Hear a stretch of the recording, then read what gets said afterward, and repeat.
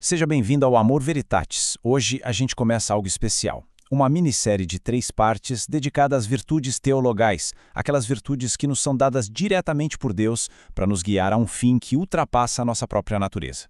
Nesta primeira análise, vamos mergulhar naquilo que São Tomás de Aquino define como o fundamento da nossa vida espiritual, a virtude da fé.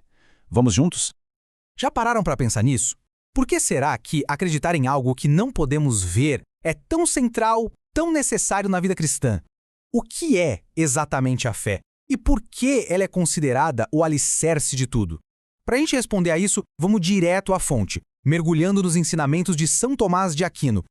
Bom, para a gente entender o que é a fé, a primeira coisa é saber em que, ou melhor, em quem nós cremos. Qual é o objeto da fé? É exatamente aqui que o pensamento de São Tomás de Aquino começa a iluminar o nosso caminho.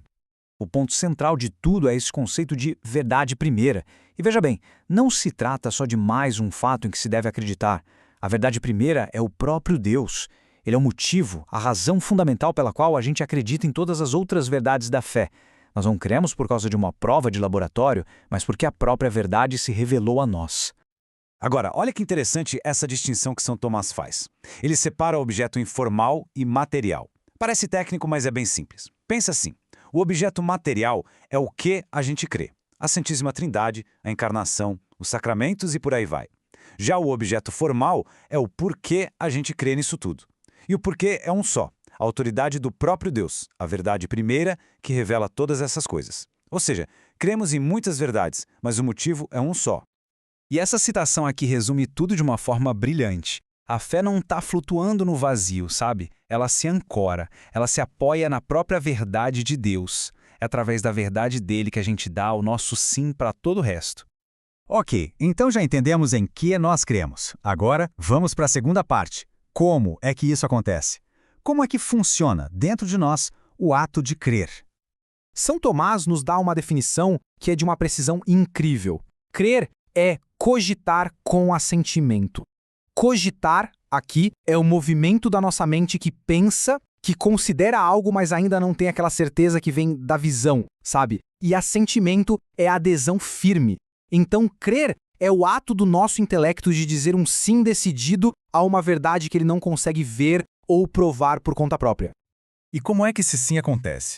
Aqui a gente vê uma dança fascinante entre duas potências da nossa alma, o intelecto e a vontade. Primeiro, o intelecto considera a verdade que é proposta. Por exemplo, Cristo ressuscitou dos mortos. Sozinho, o intelecto não consegue ver a prova disso. É aí que a vontade entra em cena. E este é o ponto crucial. O ato de fé é, no fim das contas, uma escolha. É a nossa vontade, que é movida pela graça de Deus, que comanda o intelecto a aderir àquela verdade revelada. Não é um salto cego, de jeito nenhum. É um passo de confiança, um passo dado pela vontade que está buscando a Deus. Certo, já vimos em que cremos e como cremos. Mas a questão fundamental ainda está aí. Por que crer? Por que esse ato é tão essencial, a ponto de ser indispensável para a salvação? A resposta de São Tomás é direta e muito profunda. O nosso objetivo final, a nossa felicidade perfeita, é ver a Deus face a face. E isso, a chamada visão beatífica, é um fim sobrenatural. Está completamente além do alcance da nossa razão humana, se ela estiver sozinha. A gente não consegue chegar lá só raciocinando. É por isso que a fé se torna necessária. Se o nosso destino final ultrapassa a nossa natureza, a gente precisa de uma ajuda que também a ultrapasse. Nós precisamos ser ensinados por Deus. E a fé é justamente o ato de aceitar esse ensinamento divino. É como um aluno que, para aprender uma ciência muito complexa, precisa primeiro confiar no que o professor diz. A fé, nesse sentido, é o comecinho, o início da vida eterna já germinando dentro de nós. E as Escrituras são muito claras sobre isso. Essa passagem da carta aos Hebreus não deixa nenhuma margem para dúvida. A fé não é um item opcional, um acessório.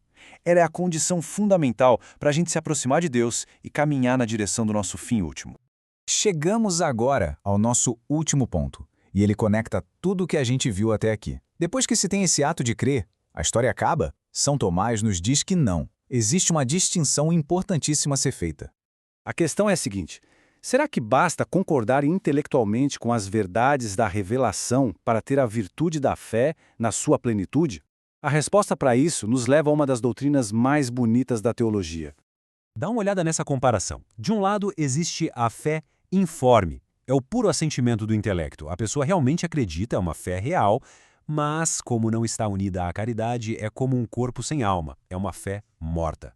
Do outro lado, a gente tem a fé formada, que é essa mesma crença, só que agora animada, vivificada pela virtude da caridade, que é o amor a Deus e ao próximo. Essa sim é a fé viva. A caridade, então, funciona como a forma da fé. Ela não muda o que se crê, mas ela aperfeiçoa o ato de crer. Ela orienta esse ato para o seu fim correto, que não é só conhecer a verdade, mas amar o bem. É o amor que faz com que o ato de crer seja meritório, que seja plenamente uma virtude. Então vamos recapitular o que vimos. A fé é esse ato, ao mesmo tempo complexo e belo, do nosso intelecto. Ele é movido pela nossa vontade e diz um sim firme à verdade primeira, que é o próprio Deus, baseado unicamente na autoridade dele. A gente viu que ela é absolutamente necessária, porque o nosso destino final vai além das nossas capacidades naturais e por isso exige um ensinamento que vem do alto. E por fim, vimos que essa fé se torna uma virtude completa, viva, quando ela é animada pelo amor, pela caridade. Com esse fundamento da fé bem estabelecido, agora estamos prontos para o próximo passo. Na nossa próxima análise, vamos explorar a virtude da esperança que se constrói sobre a fé e nos impulsiona em direção ao futuro que Deus nos prometeu. Se este conteúdo edificou a fé ou ampliou a compreensão, curta, inscreva-se no canal e compartilhe, para que mais pessoas tenham acesso a uma formação sólida e fiel à tradição cristã. E fica a pergunta: qual é o maior desafio para se viver a virtude da fé nos dias de hoje? Deixe a resposta aqui nos comentários. Nós vamos adorar ler a sua perspectiva.